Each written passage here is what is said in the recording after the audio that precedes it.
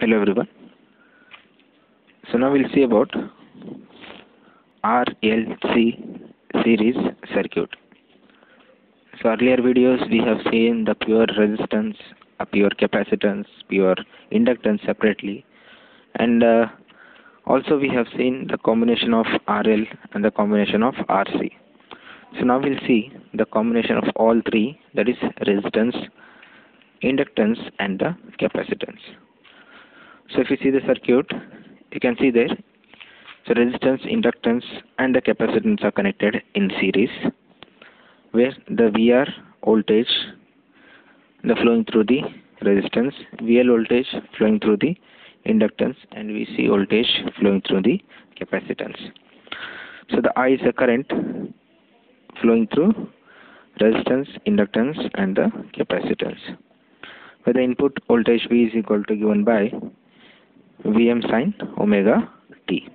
Okay, so now we'll see the inputs like the VR resistance is given by IR, which is in phase with the current.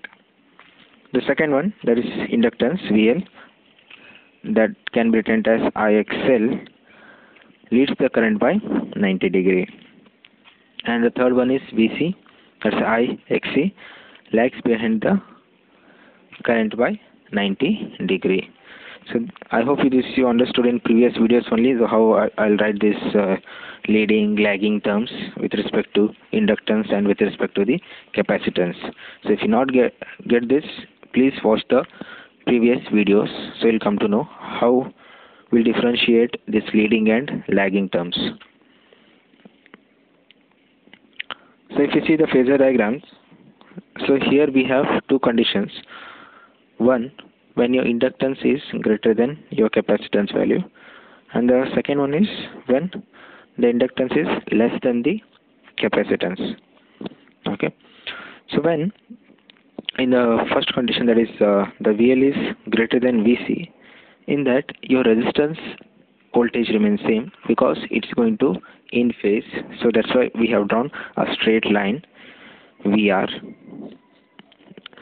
And the second one about the inductance, this is going to lead the current by 90 degree, so that's why the graph is going to plotted at the positive quadrant with the angle of phi, so VL minus VC.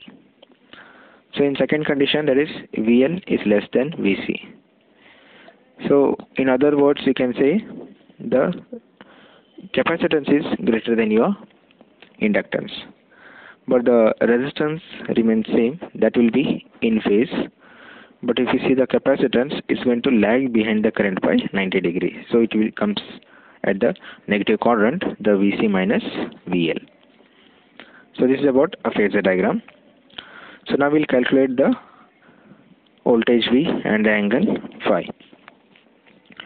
So V is equal to square root of VR square plus into the bracket VL minus VC whole square. So we know the inputs like resistance, inductance and capacitance. So substitute those inputs here. So V is equal to, instead of VR, I'll write it as IR square plus into the bracket, instead of VL, I'll write it as I of XL minus, instead of VC, I'll write it as I of XC whole square. So current is common factor, so I'll take it outside. V is equal to I into Z, where Z is nothing but your square root of R square plus into the bracket XL minus XC whole square. So now we'll calculate the phase angle, that is phi is equal to tan inverse of VL minus VC divided by VR. So again put the inputs here. So it is phi is equal to tan inverse of I of XL minus I of XC divided by I into R. So I will cancel it, and then the remaining terms are phi is equal to tan inverse of XL minus XC divided by R. So from the expressions for the phase angle, we can derive the following three cases. So in first case, if you see, the first one is, it says when XL is greater than XC. The phase angle phi is positive and the circuit is inductive. The current behaves like a series RL circuit. Okay, when the XL is greater than XC. So in second condition, when XL is less than XC, so that time the phase angle phi is negative and the circuit is capacitive. The circuit behaves like a series RC circuit.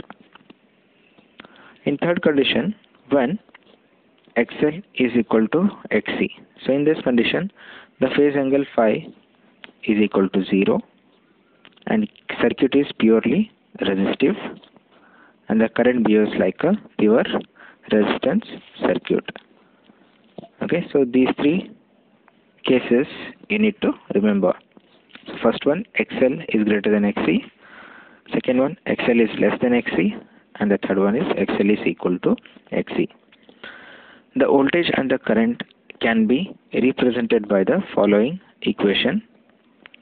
So input V is equal to Vm sin omega t and the current I is equal to Im sin omega t plus or minus phi, because we are dealing with the capacitance as well as the inductance. So it's going to be a combination of plus or minus phi. So to calculate the average power, P is equal to V into I into cos phi. So where V is I into Z, the current is I, and the cos phi R divided by Z. So I into I square, Z get cancels and the R remains as it is.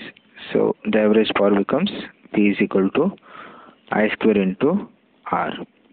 Hence the power in RLC series circuit is consumed only in the resistance. The inductance and the capacitance do not consume any power. Thank you.